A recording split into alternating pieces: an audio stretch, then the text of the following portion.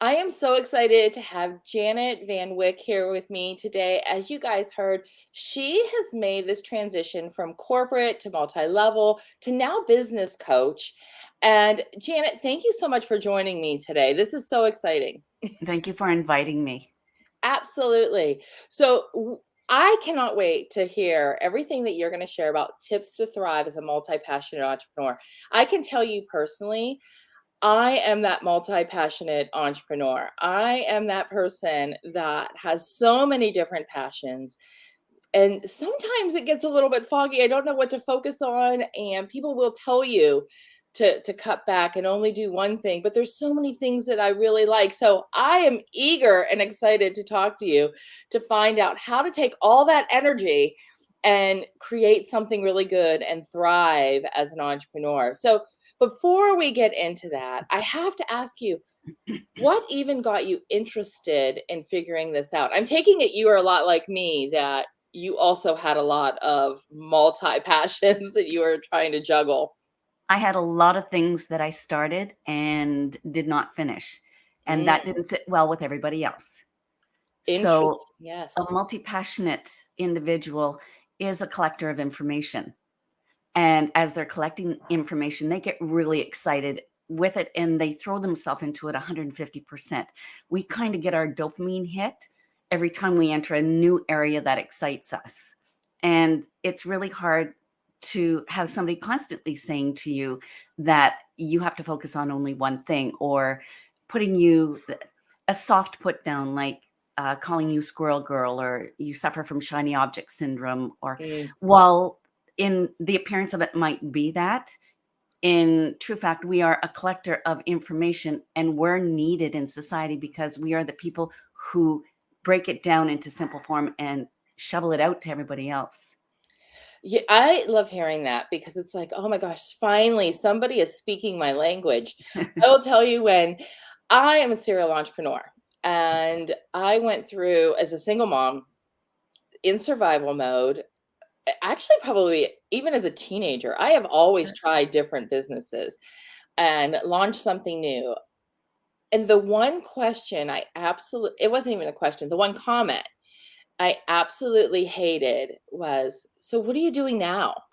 Absolutely. Yeah. And I was like, "What?" Like, Yeah.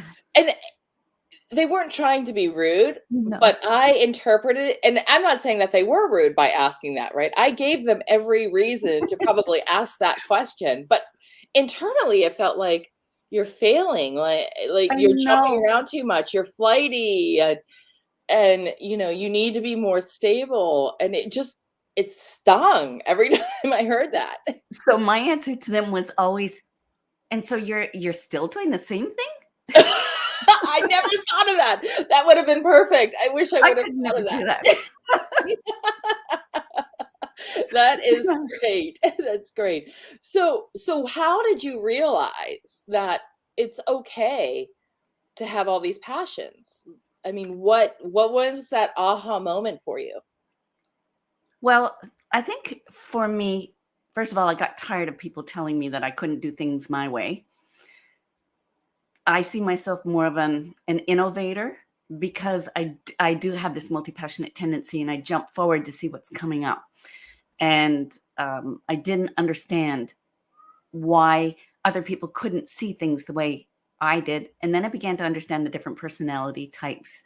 And when I jumped into branding and was constantly hearing coaches saying, you really have to niche down, you have to have one thing, you have to talk to one thing, and you talk to the problem solution offer, and that's what your content is about, it seemed very 2D to me, very two-dimensional. And what I focus on as a branding coach is making sure that you're 4D, that you have such an amazing personality that people are drawn to you. And the only way to do that is to be revealing other parts of your personality. And so I use those other passions and we group them and we see which ones kind of fit together to create a really enriched brand that relates to your problem solution offer. That way it keeps 4 or 5 of the other things that seem to pull multi-passionate off track because she's tired of doing one thing. And it gives her the ability to address it on a consistent basis, included in her branding, personality and voice, and keep herself satisfied, her own personal traits satisfied, but use it to attract people to get to engage with her, so that then they're there available to listen to her problem solution offer. Okay, so if I'm understanding you correctly, it's not so much that for example, I'm a multi-passionate person. And I know who I'm speaking to. I can Mhm. still speak to that particular audience, but I don't have to dim my light. Yeah. It's okay for me to be authentically who I am and talk about all my passions, and the ideal client will still come for me. You will begin to attract a larger audience. And I'll give you an example of myself. I'm on TikTok. I have a very strong, ageless, and amazing following, which means anybody over 50 looking how their health, their fitness, their makeup, what do I eat, what is my mindset towards living vibrantly over 50, that type of thing. I'm very creative, so a little bit of art, health and fitness. So all of that. And I throw in small business, that over 50, the reality is you're probably going to have to continue working. Your retirement income isn't going to be enough. And whether you are going to work for somebody else or you're going to work for yourself, there are some really important things to consider. And I get into the mindset work, and that everybody can have a business. So I'm beginning to extend my business knowledge to them and get them curious enough to go into my bio and jump over to my website. But the full of TikTok, a lot of it is mindset about aging, makeup, and just how to live healthy, because that brings in 4 areas of my passions, and that First off, develops a full I'm presence, right? yes, and I just got to give you props, right? Because I'm over 50 as well, and I have dabbled in TikTok with every intention to go full force, but you're doing it, and I'm I doing am like, totally props to you. That is it. awesome. I have When it about was 1,000 videos there. Yeah. Oh my gosh, that's so cool. I love it. I absolutely love it.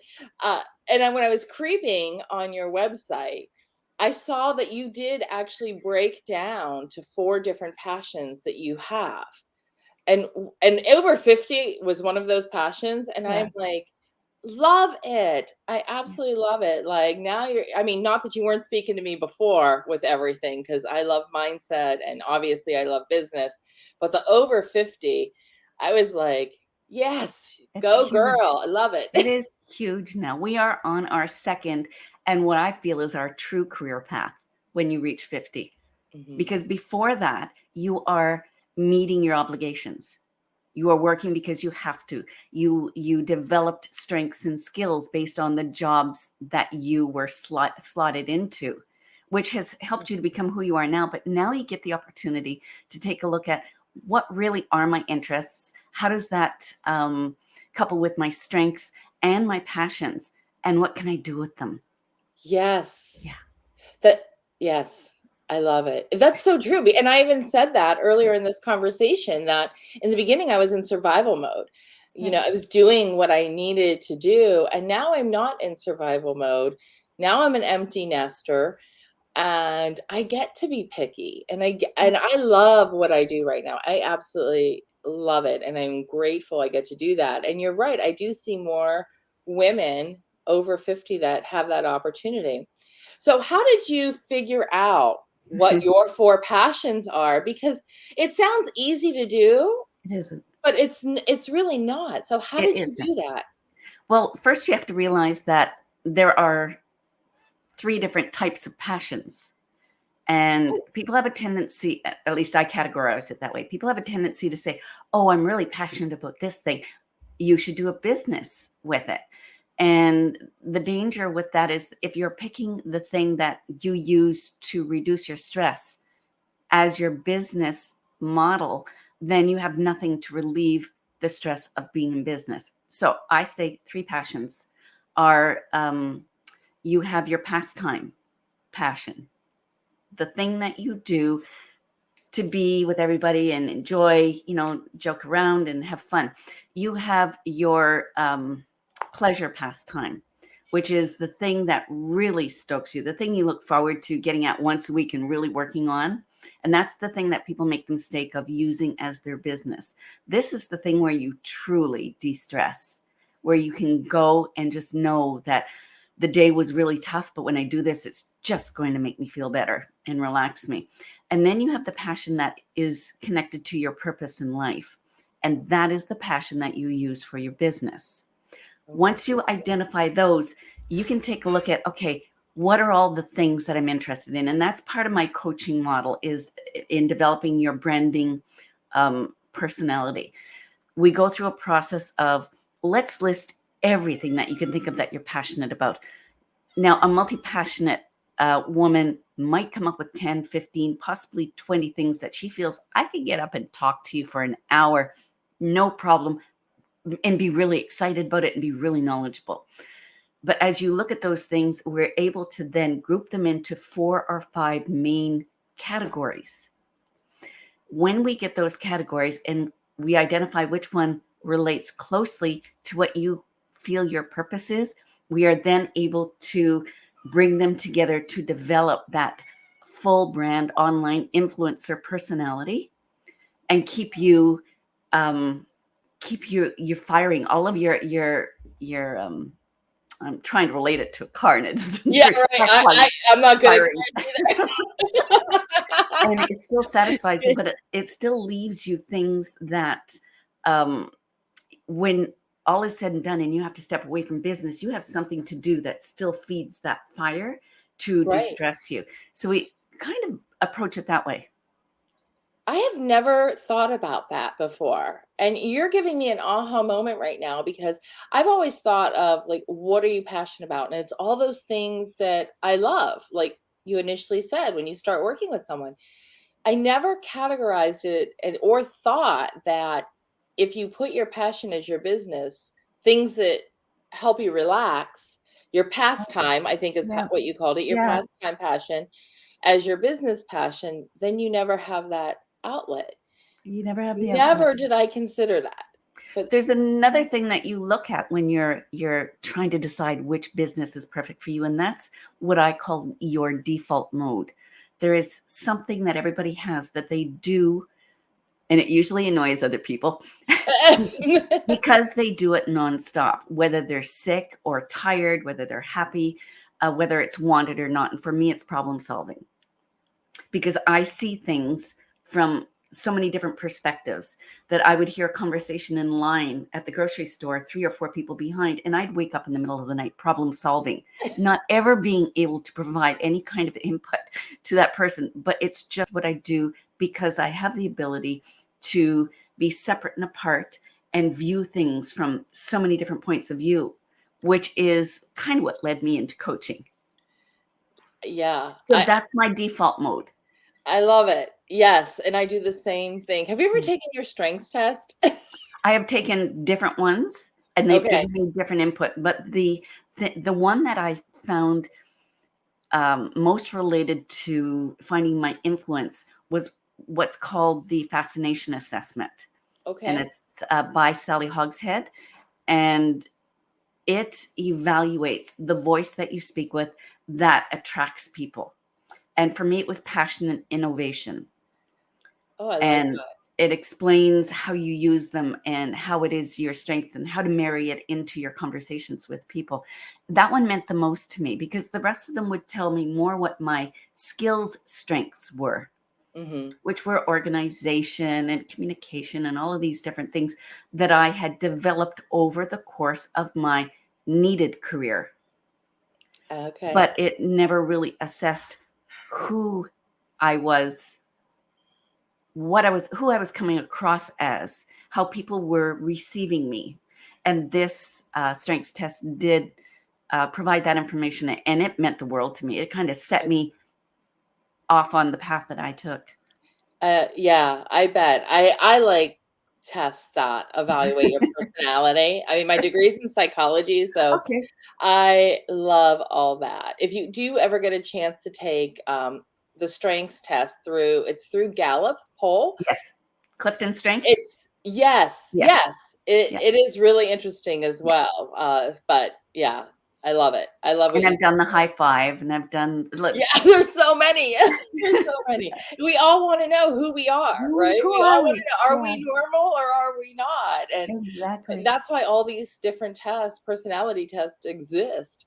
And it's So interesting that we look externally to find out who we are, which is why I have people look internally to find out who they are. yes. So Yeah. when you started working with your clients and you're helping them really uncover where their passions fall and how they can use that to thrive in their business, what's the biggest obstacle that you see or that you hear from them? The willingness to trust and Ooh, change. elaborate on that a little bit. Well, they invest in themselves in time and money, and we go through the process of how to create your online presence and influence, and they understand and they agree, but when they leave, they're hesitant to jump into it and actually do it because they are so used to doing things the way that they've always done it, and there are so many other people telling them to do it differently How do you because they overcome that? don't clue into you're not the same person as what everybody else is coaching. You're a very different personality, and it's that very thing, that very multi-passionate tendency that everybody else uses to tamp you down so that you're not your full self, um, that's going to get lost by doing it the way everybody else is doing it. Or you're going to be so fractured. Like up until discovering how to pull it all together, I was the makeup lady. I was the oil lady. I was the skincare lady. I was the business coach lady. I was the, and it just went on and on and on. And we were all separate identities. My personality was still there, but I had to find the underlying um, thing, the underlying passion, which wasn't in my everyday life, and that was the realization that at 50, I'm 65, so at over 50, you're barely halfway through your life if you begin to take care of yourself, and because of that very real fact, you can't really afford to retire at 65.